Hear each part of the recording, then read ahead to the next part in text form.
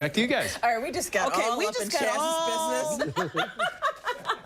Just, you know, we were sitting on his lap just a moment ago. And we got off his lap because, you know, we're professionals. Don't tell the secrets. I'm not telling it. All right, Writer of a Bronx Tale, of course. Yes, the Broadway musical. It's coming to Auditorium Theater actually next week. October 14th through the 21st. Get your tickets right now. Get your tickets. Well, we were talking about the movie itself, A Bronx Tale. We've both seen it. There's so many just storylines in it. But first, can I ask you about the door test? Yes. Because we remember about that. That's a great scene. Yeah, we remember that. That's a real thing. Was that That's a real thing. We used to have like a door test. Yeah, like when you picked up a girl. And you opened the door first, you got in, and shut the door, you went around. And as you ran around, you looked in the rearview mirror, and if she went over and lifted up that button, she was a great one. You know, if she didn't, that's trouble. I just love to hear you tell it in person to us. Our producer wants to know about the biker scene. Is that what you wanted to know, in the bar? Yes. The biker scene's a real thing that happened to me. I was 17, sitting on a thing, and these bikers came in, and they had a reputation for breaking up bars, these guys. And then one of them said, you know, he spoke very nice, and so he said, all right, you know, he was like, give them the beers. They only want a beer. And they took their beers, and the bartender put 8 beers across the bar, and all of a sudden they took the beers, and they lifted them up, and they dumped them all over the bar and threw the bottles. And everybody was like stunned. This isn't a wise guy place, you know? And Sonny walked over to him and said, you know, that wasn't very nice, you know, you got to leave now. And the guy said a few words to him, you know, F you. Says, I'm not leaving. Says, this is our place now. You make us leave. And Sonny just looked at him, and I'm standing right there going, oh, God, what's going to happen? Sonny walked over, shut the door, bolted it, walked back over and said, now you just can't leave. Oof. You done started something and then now. All hell broke loose right after that. What kept you from that lifestyle? I mean, because, you know, you were so enamored of Sonny and his immense power. Yes, I was. Well, I always wanted to be an actor. I wanted to write. And also my father kept saying, you know, the saddest thing in life is wasted talent. That was my father's line. And but I was enamored by them, definitely, without a doubt. You play a villain like nobody, like nobody's business. Well, there's another side of you. When you grow up with those guys, you learn things, you know, and streetwise, you know. And you know, I was all right. I was a little tough kid, you know, but not that tough. That's a whole nother tough. Yeah. Well, you play it so well, and it's like, even like when I see you, I'm like, oh, is he gonna come get me?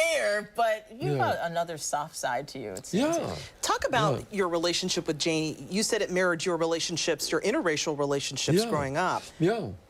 Now, I was attracted to Jane. She was black, and we used to see each other in the halls, but we never like said a word to each other. You know, she would smile at me, and I would smile at her.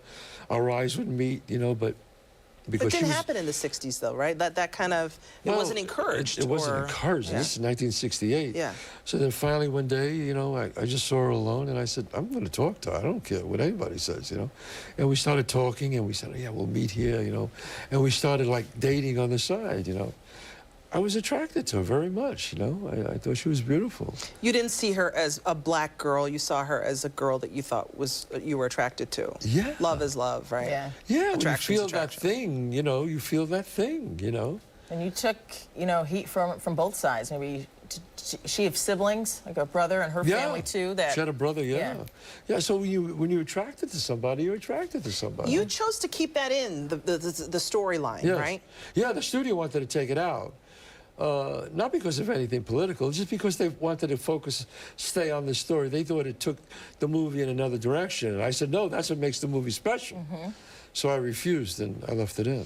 It really did. I tell you, we were saying how much it resonated with me, and I know with Alexis, right? Yeah, I agree. I'm glad you kept it in, because I think we can handle all of that, the complexities of that. That was your life. That was your story. That was my story, and I wanted to show how racism is bred down from one generation to the next. Nobody's taught to be a racist. You know, if your father and mother were racist, then you usually become a racist. But if your father and mother teach you that, you know, everybody's equal, then you'll be okay with that. Like my children, there's no racism in them at all. You know, and my father was great. My dad was great. It was just I was in that neighborhood where everybody else was. You were in a pressure cooker. It seems like that neighborhood was. Anything could happen at any time. It was a great neighborhood. Don't get me wrong. Yeah, no, I bet. I loved growing up there. I bet you But did. it was a neighborhood where violence could spring up in a second like that. You know, but, you know, it was a very Italian neighborhood, but, you know, I was attracted to black girls. What can I say? What can he say? I say okay. I say okay, too. I'm so very batting my eye. I know, she's only like, sorry, that's something in my eye. I'm sorry. But you're doing advanced press for the show. For the show. The show is, look, Alfred Hitchcock used to say there's only 3 things you could do to an audience. And if you do 2 out of 3, it's a great piece. And in Bronx, he said you can make them laugh, you can make them cry, or you can scare them. And in Bronx Tale, we make you laugh, we make you cry, and we scare you.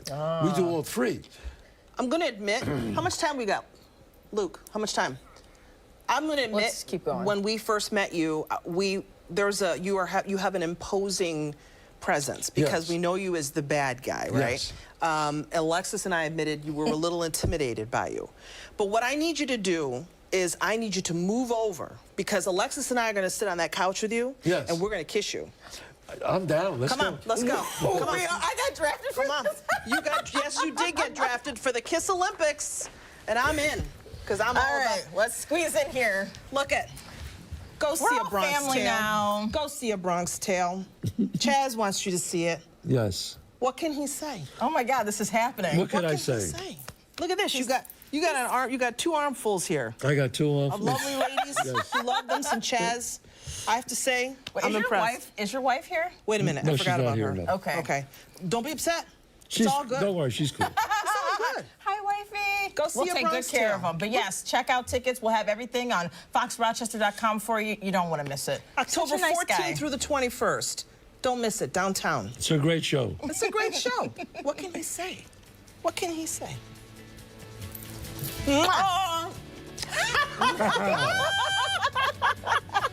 It's cozy up in here, isn't it? Now he's got lipstick on his